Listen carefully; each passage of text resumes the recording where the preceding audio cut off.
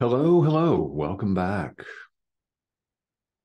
Title of our discussion today is Judge Not. Yes, Judge Not. Now we've moved on to a new section of the text. So, chapter 3, now section 6, which is known as Judgment and the authority problem. We'll look at the authority problem later. Today, we'll focus on judgment and judge not. Judge not that ye be not judged. Yeah, straight out of the Bible.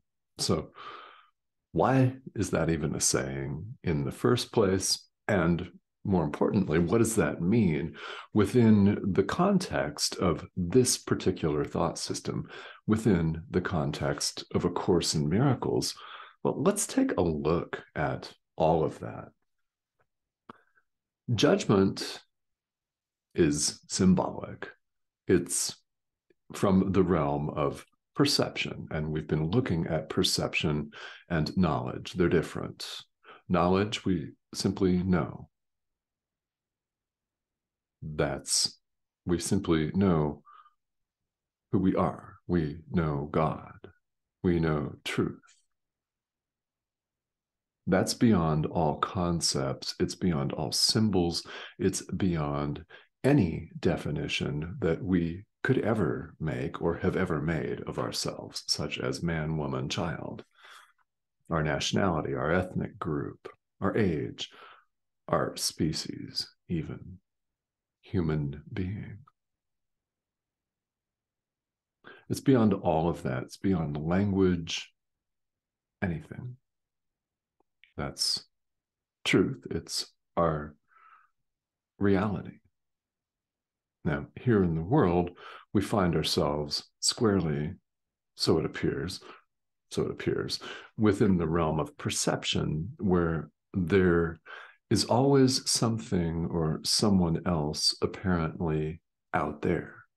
There's a subject, which we think of as me, and an object, you or someone else, or a different situation, or an adverse weather pattern, maybe. I like to use the example of another political party because it's the perfect example, isn't it? No matter where you may happen to come down on those considerations in this lifetime, it's a perfect learning tool because it illustrates judgment and the ego at play.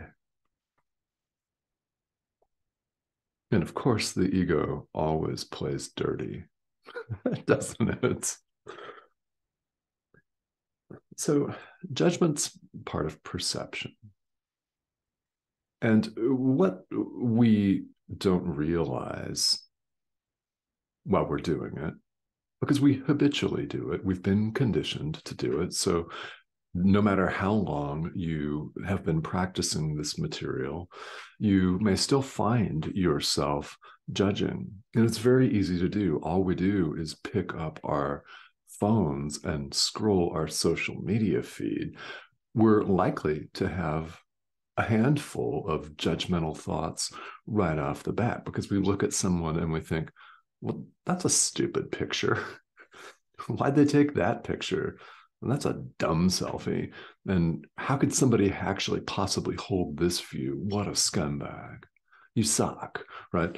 We go off in our minds and we use worse language than that, to be honest, don't we? To describe all of these people and all of these things. And in all of this, we don't realize that when we judge the reality, what appears to be the reality of someone else, who are you judging? Yourself. When you judge someone, you judge yourself. And this applies 100% of the time, whether we care to accept it or not. Why? Because there's nobody else. There's no one out there. 1 equals 1. Now, this may be a refrain that you actually get tired of on the path. We have some of those, don't we? Because no matter who you listen to or pay attention to in the world of spiritual teachers, and there are many, right? Whether you listen to it on a podcast or it's here on YouTube or you read it in a book or somebody's social media feed, you'll discover right away that we say the same things over and over again in different words, and it hits you differently on different days, doesn't it? So the way I look at it is you never know when someone is going to really get a message, when it's really going to connect. Maybe it's today. Maybe it's today. And I would not be doing you any service at all. In fact, I would be doing you a great disservice if I withheld this message. So I broadcast it, never knowing at the time who needs to hear it and how badly. Because what you have to say, this applies to you. It applies to all of us. When you extend the miracle to your brother, you don't necessarily know at the time whether you're causing this person to have a life-changing experience, a trajectory-altering experience. You don't know that. So extend the miracle, most definitely. Now, when we judge, we always focus on the negative, don't we? I mean, really, when we're evaluating something, what's more likely that you're going to look at something and think, oh, wow, that is just the most beautiful thing I've ever seen. It's the most beautiful thing I've ever heard. I mean, that does happen. But when we honestly look at it, the majority of the time, we're focusing in on the negative. We're focusing in on someone's shirt or their dress or the way they've done their hair today, which for me is pretty much always the same. Select something else, right? It's what they say. It's their political inclination. Right? Maybe it is a spiritual tradition that they practice or what they say on social media that you don't agree with. So you instantly form a judgment about this person, characterizing them as ridiculous, maybe. Use worse language if you want to, because it comes up for all of us. And we think, what the hell is this person possibly thinking? Or worse language even than that. It happens, doesn't it? So this judgment always involves a rejection. It's a rejection. So let's come back to the idea that there is nobody out there. So when you judge and reject, who are you judging and rejecting? Mm-hmm. Yeah. Yourself. Inevitably. And that is absolutely 100% inevitable. And also, when we do this habitually, as we're conditioned, as we're indoctrinated to do, what we don't realize is that we're being very selective here, and we're attempting to order and break down and categorize reality to suit the ego's needs, to suit our own little needs, which of course change moment to moment. One day, somebody could show up on social media looking like a complete idiot in our minds, and then the next day they make sense, or they look good in their outfit, or they're having a great hair day, or they post a really, really beautiful picture. Maybe it's Instagram and everything's beautiful and photoshopped. I don't know. But we're attempting to order and select and define reality. But we cannot do that. Reality simply is. Truth simply is. God is. That's reality. And when we attempt to define it and parse it out and characterize it and accept one part and reject another part, what winds up happening inevitably 100% of the time is we reject all of it. It's rejection. It's said here in the Course that you cannot forgive partially. It's either total or it's not at all. Yes. Yes. Truth, God, love, simply is. And there's no need for us to break it down into component parts and categorize it and assess some parts as better than others, as more desirable, as sexier, as hotter, and more appealing. We don't even need to do that. So you might wonder, why are we doing it? Well, good question. Because when we meet our brother without judgment, that leads to total peace. Total peace, meeting your brother without judgment. This is why the practice of true forgiveness is so important in this course. That's why it is the practical centerpiece. What this course is all about is letting go of our judgment of our brother as an idiot, as dumb, as a scum, as too hyper, as too mellow, too this, too that.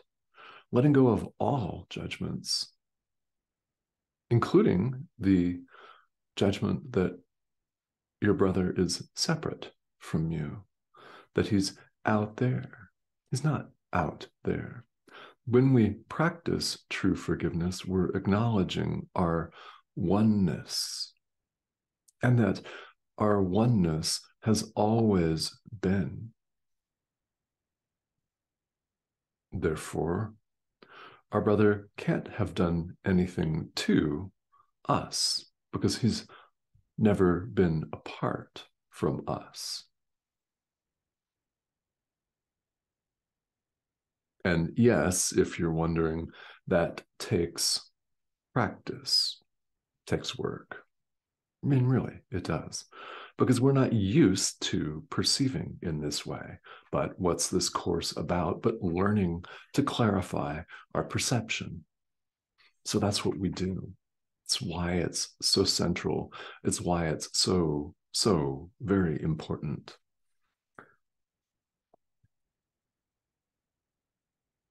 We don't need to judge. We don't need to. So again, if you're asking, why do we? It's a very good question. We're simply confused. All the ego is a mistake. It is not some giant, big, egregious monster with a club or an automatic weapon that's out to get you and cut you up into little pieces or shoot you full of bullets. It's not a thing out there. It's a simple mistake. That's all it is. And what we do when we extend the miracle to our brother, when we forgive truly, when we get out of our own way and allow our inner teacher to guide us and run the show completely, all of it, we're setting the ego aside. it simply vanishes. It's not real, and it never has been. We've made it real to ourselves. So having made it real through the power of mind, we can unmake it. We can choose to set it aside. And yeah, it's a choice. It's a choice that we make every moment of every day. And so, yes, judge not. Right?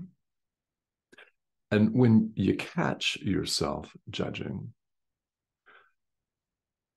reminder, we can all use some grace. So there's really not much point in spiritual practice, is there, to catch yourself judging and then start judging yourself as incompetent, as a complete failure, as dumb, as stupid, as totally scatterbrained, unable to do this course, unable to learn this material, as lazy, as a procrastinator, whatever comes to your mind, right? There's no point in doing that to ourselves. So please be certain that when you're practicing true forgiveness, that you include yourself in this. Forgive yourself for dreaming this. And so what if you're going through the workbook and you spend a whole day and you don't remember the practice periods? I mean, it's great if you do, but really don't beat yourself up over that. What you can always choose to do is repeat the idea the next day. And if you're not going through the workbook for students, then when you catch yourself judging, be sure you forgive yourself. Because what happens when we continue to berate ourselves is a whole lot of no good, isn't it, on this path? Berating someone else is the same as berating yourself. So when you berate yourself, well, you're berating yourself. There's no point in any of it. And we don't need to judge. Because who we are and what we are is perfectly safe, healed, and whole, where it's always been. We don't need to see our brother as someone outside of us and separate from us. We do not need to. Very good. As always, these sections of the text of A Course in Miracles give us a lot to think about, don't they? And also a lot to put into practice. It's worth saying as many times as we think about it, that practical application of these ideas is the most important thing. This is how we learn that they're true.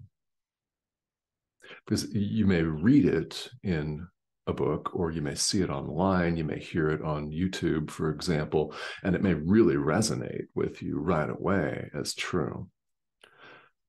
But that's no substitute for the practical application of it.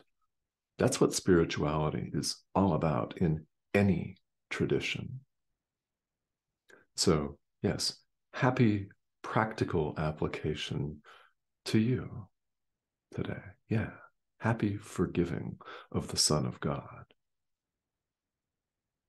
which, of course, there's only one Son of God, so it includes you. Yeah, forgive yourself. Please. The subscription button is right here. I'd love to have you join me. If you haven't subscribed yet, please feel welcome to do that. And comments and questions on these videos are more than welcome. We've had some very, very interesting comment threads and some very excellent questions. In fact, there's no bad question on here because this is all about spiritual inquiry anyway, isn't it? So those are most welcome. And take a look at the link to my Patreon page here, which will be in the comments. If you're interested in a longer period of time, a live stream that I'm going to begin on Saturday, the 11th of February, over on Patreon, and it'll give us the opportunity for some live Q&A and some more in-depth treatment of some of these ideas, which we cover 5-6 days a week here on YouTube. That's naturally going to continue. Because, as always, repetition and reinforcement are essential to learning anything, not just spirituality, but anything in life. All right. So thank you, as always, for joining me, and I will talk to you all very soon.